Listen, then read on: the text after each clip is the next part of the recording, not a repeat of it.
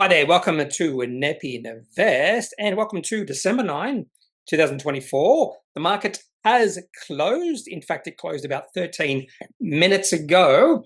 And I'm happy to report relatively flat when we're talking about the XJO in the All Ords. And the reason I say that's good news is because at the start of the day, it was down about 0.5%. Now, small caps are down 0.77%. Results down 0.58%. So overall, slightly negative, but it's a good day when the market has rallied during trading. And in fact, you can see that just by having a look at the XAO and XJO. On the other hand, XTX, the All Tech, has dropped during the day. Now, if I went to about 10 a.m. when the market opened and I saw the All Tech had rallied and the XJO had dropped, that would not have been a surprise because exactly what happened on Wall Street on their Friday session. NASDAQ had a really good session and the Dow Jones Industrial was down. So I expected a little bit of weakness in our market today with a bit of strength in tech. But it didn't actually end up that way. It started that way, but did not end up that way. Now, maybe if we have a look at where is what I wanted to have a look at? What's it called? Trading Economics website, just to see if there's been any interesting economic news flow today. China inflation rate below estimates. Maybe that's had a bit of a help. Japan third quarter GDP growth revised higher. China producer prices fall the least in 3 months. South Korean shares plunge over 1% amid political turmoil. And Australia building permits growth confirmed at 4.2%, while oil finds support on rising Mid-East tensions. Seems like there's always been rising Middle East tensions. Anyway, so that's an interesting day on the stock market today. I've been away from my computer for the majority of the day. However, I have come up with the top 5 stocks of the day. I've already recorded the standalone video for the top stock, which is ANZ, the 6th largest company on the ASX. I'll talk about why that is the top stock of the day. Okay, so let's have a look. Continue having a look at sectors and indices. Discretionary up, best performing sector today, up 0.64%. What's been going on there? Why are we getting happy about discretionary companies? Let's have a look at the biggest companies in this particular sector. Wesfarmers, Aristocrat, Breville Group's had a pretty good day. Funny enough, I have a feeling, because I am a shareholder of Breville Group, I have a feeling share price might be an all-time high. Yeah, beautiful chart for Breville Group. This is one company that I have no plans of selling. I'm not going to make that mistake. I've made this mistake plenty of times in the past when I've wanted to hold on to a company for a long time. Then I thought, oh, maybe the company's a little bit overvalued, so I'll take some profits. And I won't say I've regretted those decisions, but what I will say is I've learned from those decisions. So I am, and I will develop a trading plan. I'll write it down, a trading plan. And one of my parts of this plan is not to sell these type of companies that could be significantly bigger in a decade's time. Anyway, I definitely will write that plan down. I've decided that. I've never written down my plan. I've just had it in my head, but I thought it'd be a good idea to write it down. Otherwise, some good greens there, but overall generally flat. Although the 3 sectors that are down today, IT, materials, energy, down a fair bit, particularly energy, down 1.05%. That could be uranium, could be coal, could be who knows what. So I'm going to have a quick look at which companies have dragged the energy sector down today. Could be just oil. And it's everything, except maybe coal, because New Hope's up. Deep Yellow's up, so maybe not all uranium, but Beach Energy's down 4.22%, Ample down 1.92%, and Crude down 2.23%. What was that thing about oil finds support? Well, not according to this particular sector. Anyway, now let's have a look at the different indices. And according to this, best performing indices was actually the ASX 20. There you go. Now, this does not include all the indices, and the XJO, the worst performing indices. If you want to have a look at all the indices, you have to click on the link. And according to this, the best performing indice today was, of course, just consumer discretionary. We already knew that. And consumer services coming in second, and coming in third was REITs. There you go. And the worst performing indice was probably energy. Yeah, there it is, energy. And emerging companies, not a good day there. And small caps, not a good day either. Okay, so let's have a look at the top gainers and top losers. This is what's going to surprise me. I just have no idea which companies have performed well or not well. I do have a bit of a guess about one company that might not have performed well, and that is Platinum Asset Management. I have a feeling that maybe Acrow Framework might have done well. Not sure about Vita Life Sciences. They did release a profit guidance announcement, so share price could be up or down. And GQG, I'm not sure about that one. So let's find out. Top gainers by percentage change. We have apparently an ETF called RIEDA Resources. It's not an ETF. Not sure why in Market Index they call these REITs, but you notice the code is it is a larger code with 5 letters. That means, I'm pretty sure that means the company is going through a consolidation. So RIE, consolidation split.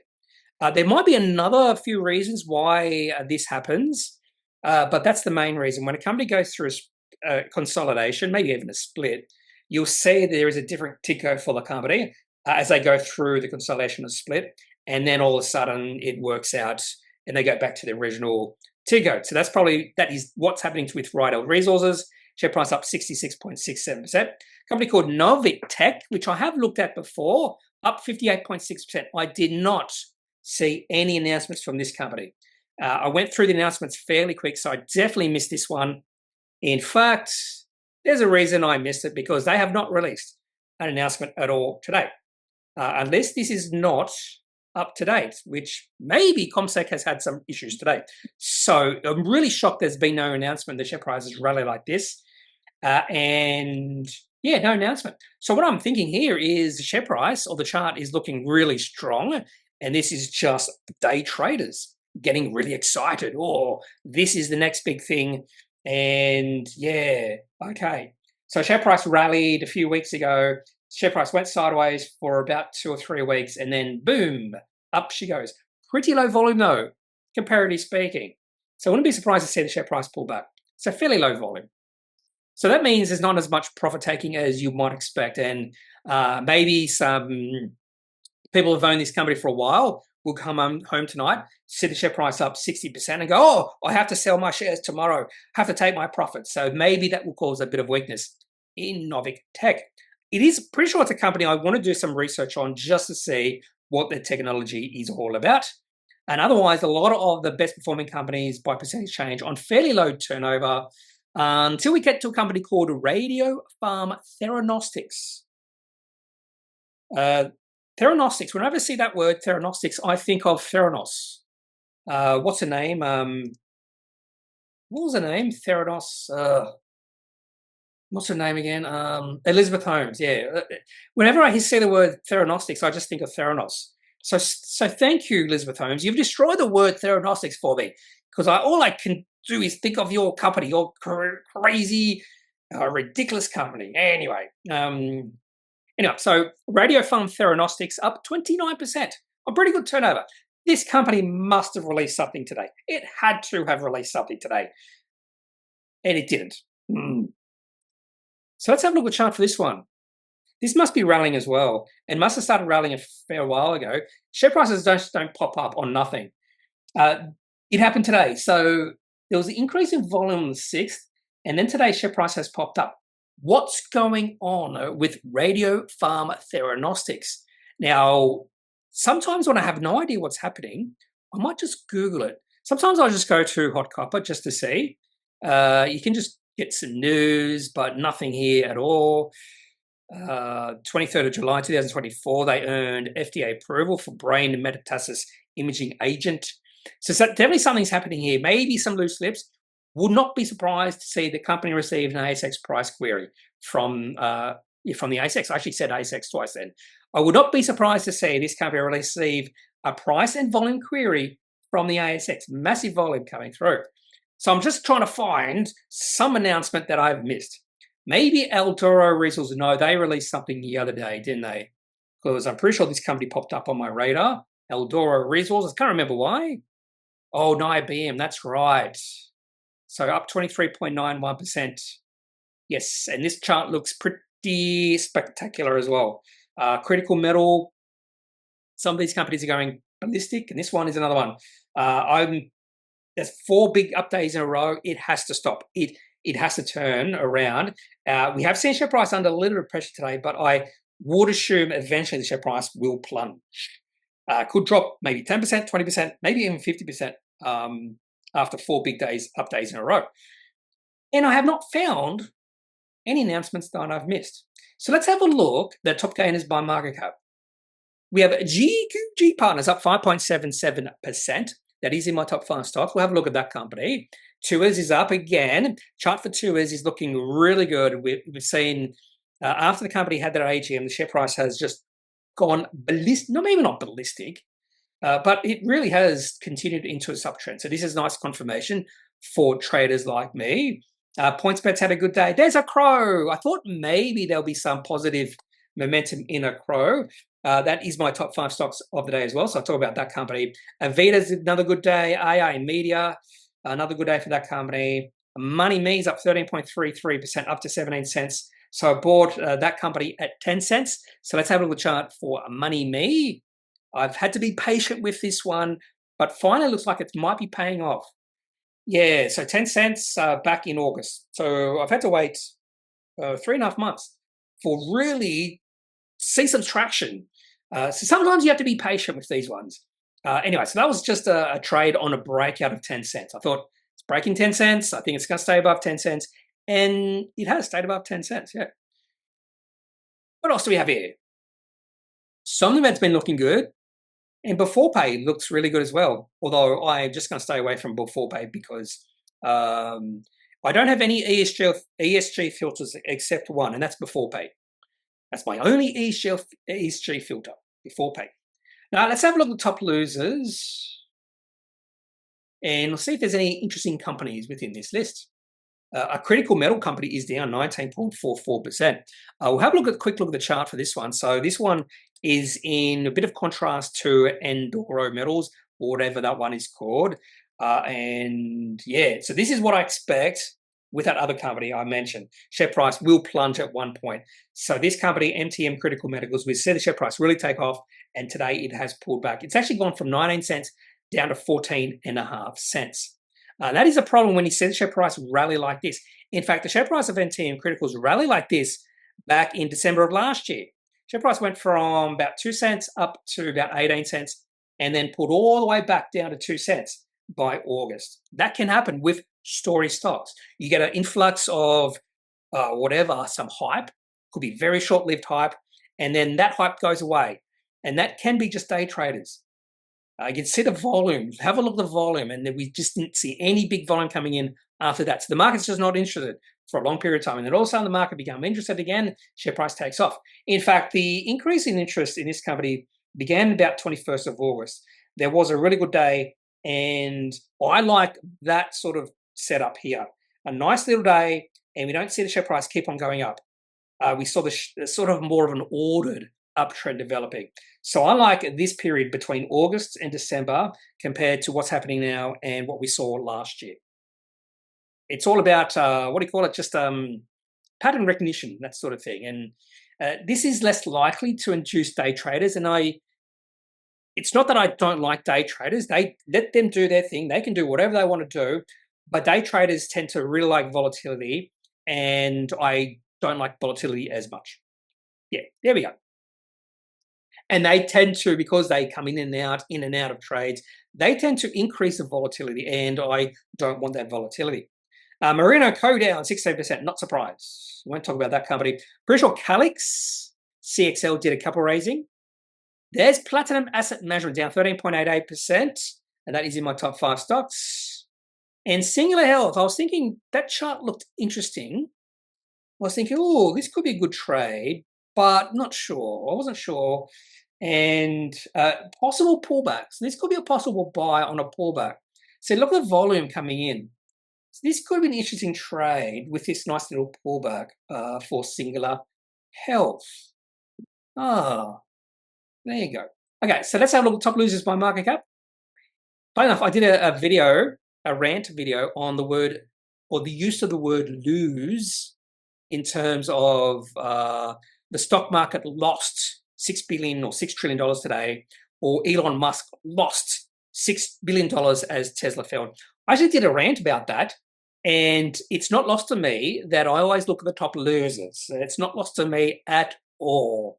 Anyway, it's dramatic.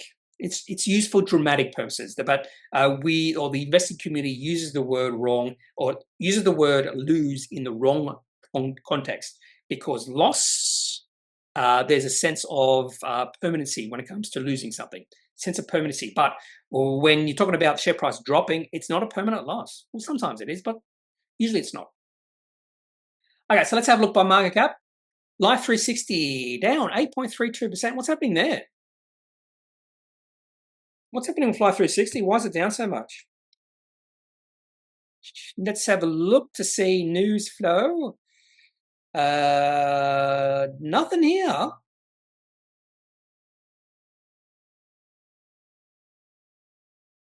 Not sure. It can't be just noise. Something happened because it opened on a lot. It opened down significantly. Something must have happened. I don't know what it is, but something happened. I'm shocked there's nothing in here at all. Oh, wait there. There's 7 hours ago in the AFR, there was how Milford travelled his money on ASX Darling when Life 360. Could it just be this article? Is this all it is?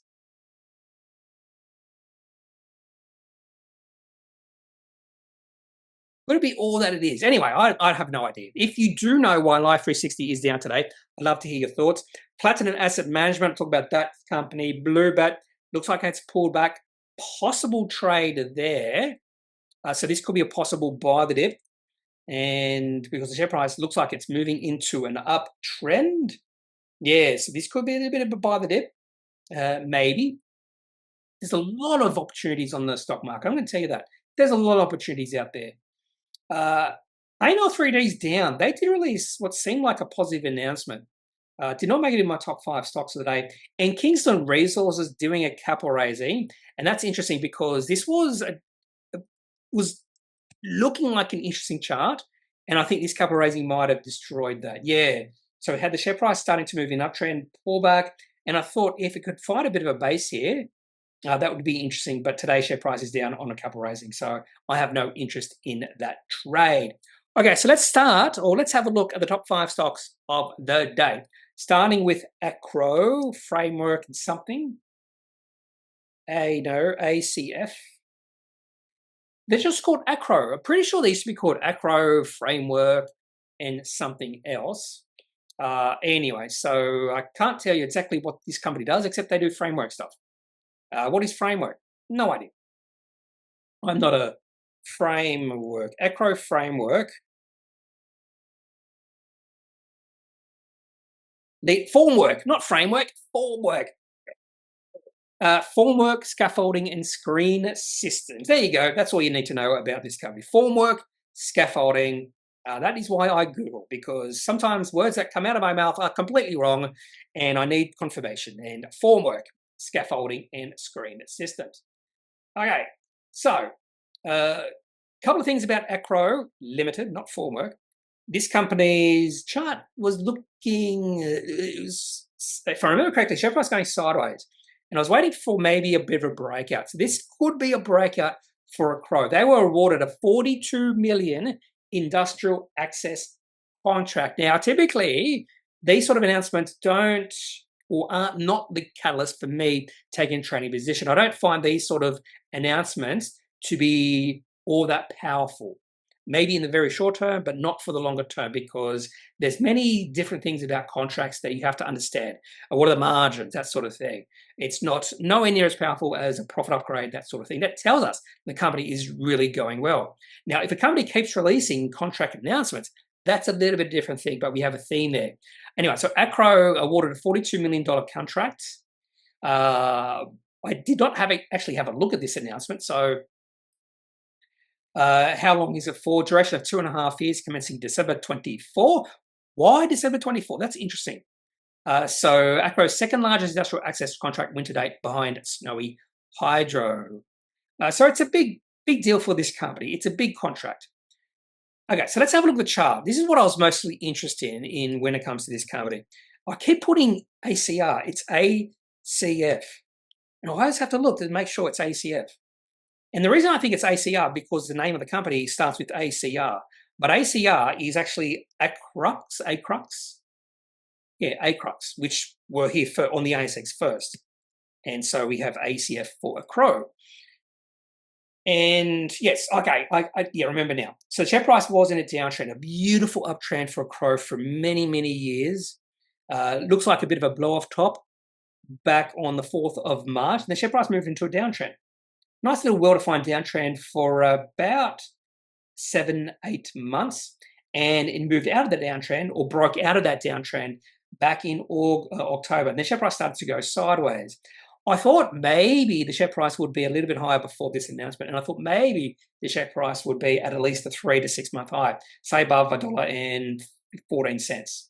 If that was the case, I'd be more interested in this particular company, as this could be a potential trade. But even though this was a good announcement from the company, not quite what I'm looking for in terms of breakout. But it is positive the share price is now going sideways instead of down. Anyway, so that's Acrow coming in at number 5. What about XJO? I didn't expect this. Share price up 6.25%. Maybe this could be just a bit of a bounce because the company has been under pressure recently because of its association with that mining company, which my mind has just erased from my memory for some reason, even though it's one of the biggest mining companies in the world, the Indian mining company. Indian mining company, which I'm just going to Google because this is what I do, Indian mining company. Adani. There you go. When the pressure, where is it? Adani. Yeah, Adani. When the pressure gets to me, I remember. It happens a lot, actually. Okay, so share price under pressure because of Adani, or its association with Adani. I think they had a big position in Adani or something like that. And then they released their funds under management today. I was expecting a bit of an increase here. So funds under management, they have a net flows update month ended and year to date. Year to date looks really good. So we're talking about 20.4, I'm assuming this is billion dollars. So it's a pretty good flow for the year to date. But the month ended 30th of November 2024 was relatively flat. Relatively flat. That's all I saw. And I thought, oh, share price might actually drop on this. But then I saw the share price had risen. It's like, oh, that's really interesting. There might be some explanation why that has happened in here, but I haven't gone through it. Actually, they mentioned here gross flows for the month of November were 4.2 billion, of which 744 million occurred in last week of November. This compares favorably to past gross flows of 2.6 billion, 4 billion, and 2.3 in November 2023, 2022, and 2021. So this is just net flows update. Funds under management went from 159.4 to 159.5 million. Gross flows for November. Okay. So I would assume net flows is much more important than gross flows. I could be completely wrong. But I would assume that net flows are more important than gross flows. Just it seems like there must be increasing churn. More people are getting out than getting in. And that's why net flows were relatively flat. Maybe a bit of trouble, perceived trouble. That's why, yeah, anyway. So if that, maybe what the market is thinking, this was just a one-off. What happened in November, net flows, those who want to get out, and now because gross flows are, are pretty good, still pretty good, that maybe if this is a one-off, net flows will continue in its march towards dominance in the next few months. Okay, so let's have a look at the chart for GQG. Always have to check what I'm writing instead of QGQ. It's GQG. Anyway, so this chart was looking really good. I was trading it. I got out because the uptrend had come to an end, and all of a sudden that relationship with Adani was announced, and the share price has dropped a fair bit. Now, the reason the share price is up 6.25% today could be just a bit of noise, maybe a little bit of a bounce, because the share price has been under pressure. So I would not be trading this right now. Now, the only way I'd probably own a position in this is if I was really confident about the future of the company and I thought it was really good value at these prices. I am not at that point at all with this particular fund manager. Okay, Vita Life Sciences released one of my favorite type of announcements. Almost.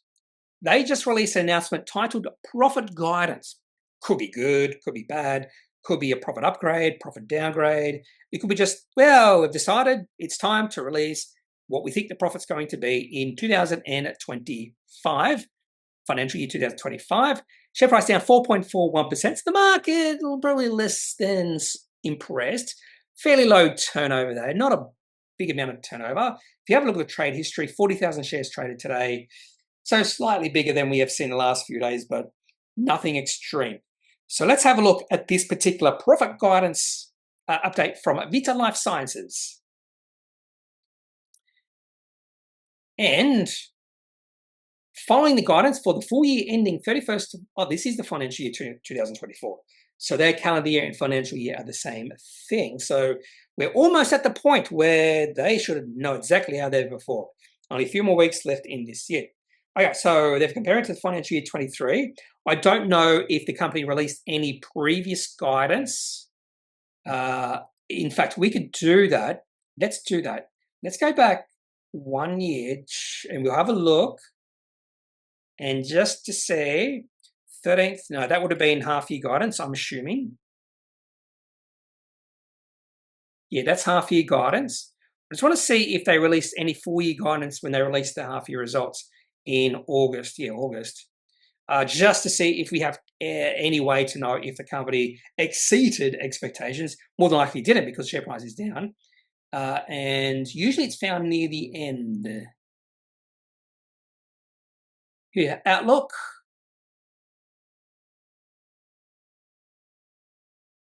They just mentioned here a cautious yet optimistic approach in navigating the China market is expected during the second half. Okay, so no real outlook at all. Anyway, but they did compare the results or their expected results to financial year 23. So revenue up from 74.2 million to almost 78 million. Pre-tax profit down, however, from 12.5 to between 11 and 11.5 million dollars. So a bit of a squeeze in their margins. So that's what I see there. Revenue up, profit down, squeeze in the margins. Do they have any interesting bits of commentary here? I have to go through this fairly quickly. Product sales in China is anticipated to fall slightly short of expectations due to shifts in consumer buying behavior on traditional e-commerce platforms. However, stronger performance from emerging platforms like TikTok and Little Red Book, never heard of that one, along with Daigou contributions continue to grow. And yeah. And apparently there was a one-off provision of $600,000 in the pre-tax profit guidance. So let's have a look at the chart for Vita Life Sciences. Is this a reason to get excited? And no. Okay, so just the chart for this one. Looks like it's moving into a down trend after a period of time when the share price was in an uptrend. Probably also could see that shares in this company are illiquidly traded. So going back in time just to see if they've improved or gotten worse over time. And yeah, they remain fairly illiquid. If you have a look at the weekly chart here, over a fairly long period of time, I don't know if you could say this goes all the way back to 2001. There was a bit of a gap here. So it looks like this company listed maybe in September 2017. And share price generally has gone up since then. It's gone up in little waves, but okay. So share price actually has increased. And from the bottoms in 2020, share price has tripled. So this could be the buy the dip situation for Vita Life Sciences. This company is profitable. Maybe they're growing as well. Maybe this was just a little blip when it comes to revenue growth. Maybe they're expecting greater revenue growth over the next 5 years. Anyway, so Vita Life Sciences, I have heard some people talk about this company or ask about this company in my comment section of my videos. Okay. Coming in number 2, we have Platinum Asset Management, down a 14.35%. Now, this could be because of a few reasons. Now, on Friday at 5 p.m., so they wanted this announcement slipped under the radar, release it after close on Friday. I don't know some people who say most companies should release announcements after close on Friday because then it has 2.5 days to percolate among the investment community. Then other people say, well, if you release it after trading has closed for the day on Friday, then maybe everyone will miss it. That's never going to happen. I have never missed an announcement released after 5 p.m. on Friday or after 4 p.m. on Friday. Anyway, funds under management, November 2024. And they also announced today that Regal, there was a possible takeover or merger between Regal and Platinum Asset. And today that is come to an end. They also mentioned special dividend and turnaround. So I actually didn't have a look. I did not have a look at that particular announcement. I completely forgot about it. I saw it and I moved on, and I was going to come back to it, and I completely forgot it. Let's have a look at their funds under management. This company just keeps on decreasing. So just continue outflows. So November 2024, Platinum experienced net outflows of approximately 841 million. Funds under management have gone from 12.2 billion to 10.957 billion. It keeps on decreasing. It's been decreasing forever. Now let's have a look at their trading update. So it's fairly short, this particular announcement, talking about the termination of discussions with Regal. There's not much in regards to a turnaround. They just say they remain fully focused on executing its restructure and turnaround strategy and has so far illustrated momentum in the areas of cost control, remuneration design, product rationalization, and review of the investment process. Okay, so they've secured their first partnership with GW&K, a leading US-based small cap specialist with 86 billion Australian dollars in funds under management and over 50 years of market experience. Anyway, the market doesn't like this. I don't know what exactly the market doesn't like. Maybe the lack of any follow-through with Regal partners. Maybe it's the funds under management. Maybe it's something else, but the share price is down 15%. 14.35%, and there we have it. I was actually a little bit interested in this trade back in October. It looked pretty good. There was an announcement of the Regal takeover on the 17th of September. Share price kept on moving up. They did release at least one positive announcement. I think that's why there was a bit of positive momentum in the share price. And then we saw a complete opposite or shift in sentiment on the 12th of November. And that could have been their October funds under management. Share price on that day, the 11th of November, dropped 5.65%, and that destroyed sentiment. And the share price kept on dropping after that. And today, the share price, at its low, 84 cents, is an all-time low for Platinum Asset Management.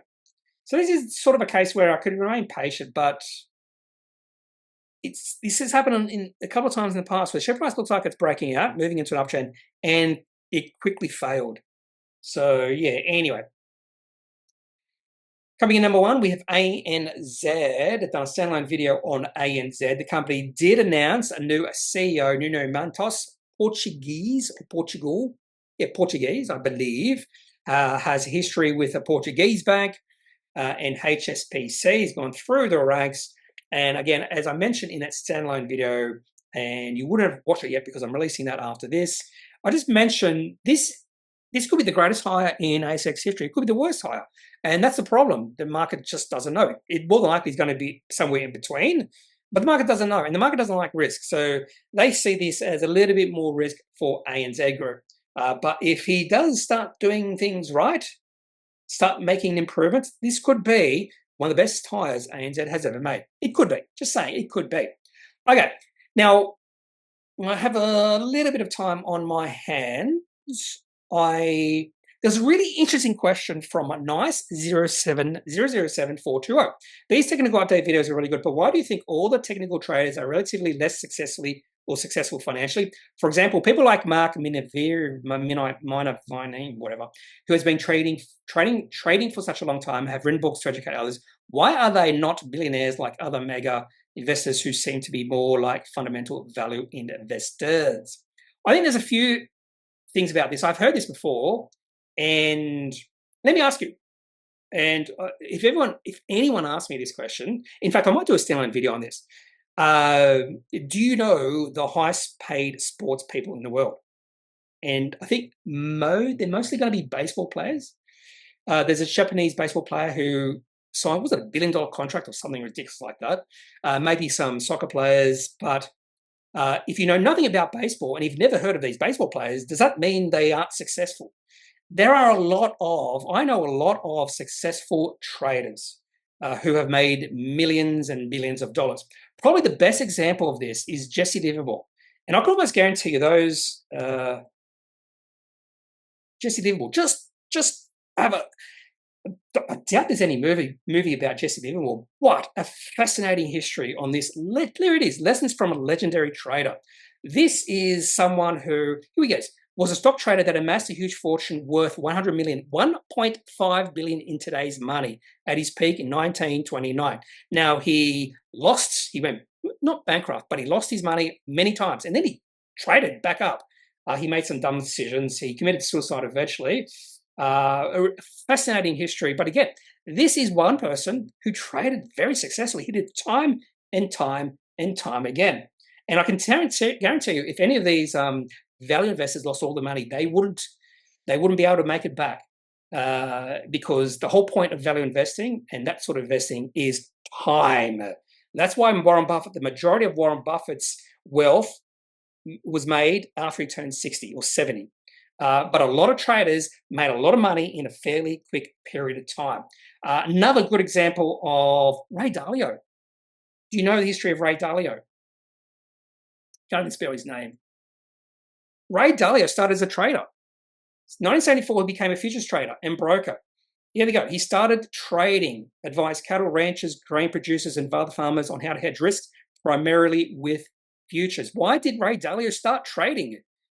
Here we go. Son of a magician, he began investing at the age of 12 when he bought shares of Northwest Airlines, tripling investment when the airline managed, and then he became a trader with Citigroup, I think. He's self-made, yes. Anyway, then he became more of a traditional investor, I think. Another famous trader, I think most of you probably never heard of him. Try to remember his first name. Henry, owner of the Boss Stocks. Yeah, there we go. John W. Henry, he owns the Boston Red Sox. Here he goes. He started trading. He got all his wealth through trading. Yes, trading. His estimated net worth is $6 billion. Was it him or his father? One of the two. I forget which one. No, it's him. It's him. He's only he's 75 years old. Yeah, I just saw that photo. He looks young there, although that was almost 20 years ago. Started trading corn and soybean futures to learn the basics of hedging the price risk of holding an inventory of these commodities, whether in storage, blah, blah, blah. So he started trading. He developed a mechanical trend-following method for managing a futures trading account. Yeah, and there's other instances where these traders made a lot of money. This guy, $6 billion. The reason you don't hear about these is because that's not the focus. If you were learning a lot about trading, technical analysis, you would find there's a lot of these examples out there. People who made lots and lots of money just trading.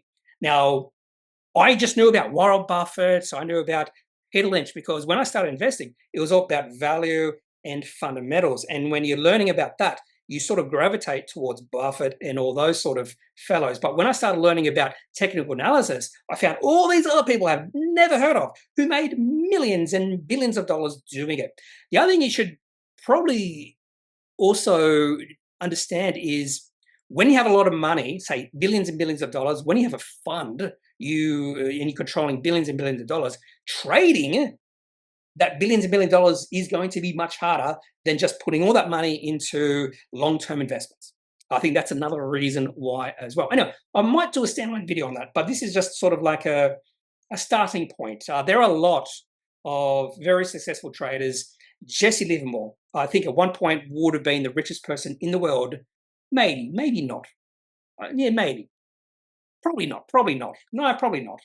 But his fascinating life, where he came from, how he made his money, and how he lost his money. People fooled him. I think there was one who he said, let's corner the potato market or the soybean market, and he fooled him.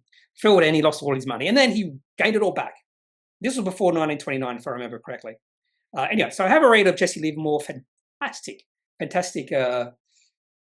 He made a lot of his money. He was during the Great Depression, when the stock market tanked, he made millions. He made a lot of money. He saw it happening. Again, that's one of the keys about technical analysis. You can actually see it happening before it actually begins. And he was blamed. So a lot of people blame Jesse Livermore for causing the Great Depression or the stock market crash because he made a lot of money. He had to hire security people, that sort of thing. Anyway, that's all I have for this particular video. If you have any questions, any thoughts, leave those in the comment section of this video. Otherwise, I'm not a financial advisor. If you need financial advice, make sure you seek out someone who is qualified and can speak to your own financial needs. That's it for this video. Have a good day. Bye.